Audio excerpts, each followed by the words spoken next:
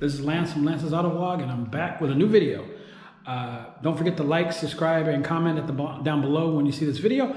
So we're moving into a new shop, and so we're in the new wood room, and it's still under construction, but I want to take the time to do an unboxing for you.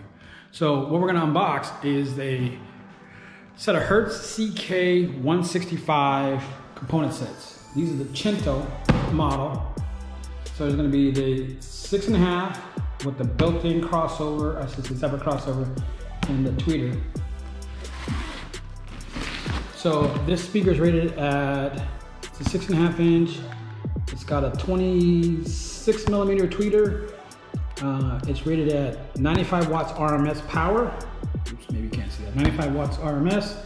Peak is going to be 285, 4 ohms.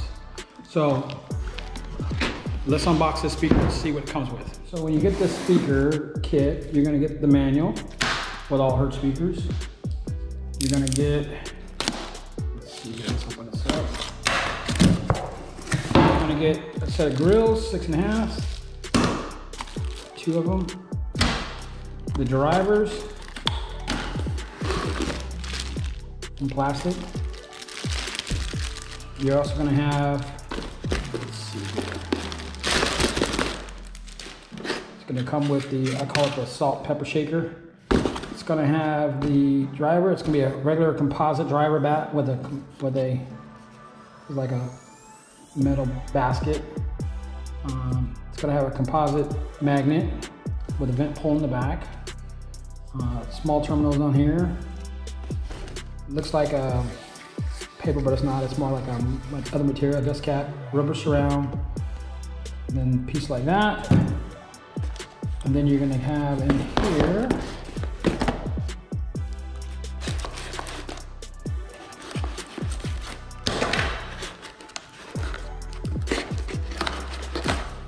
so when you get the white box open, that's where all the hardware is stored. So you're going to get the crossover here.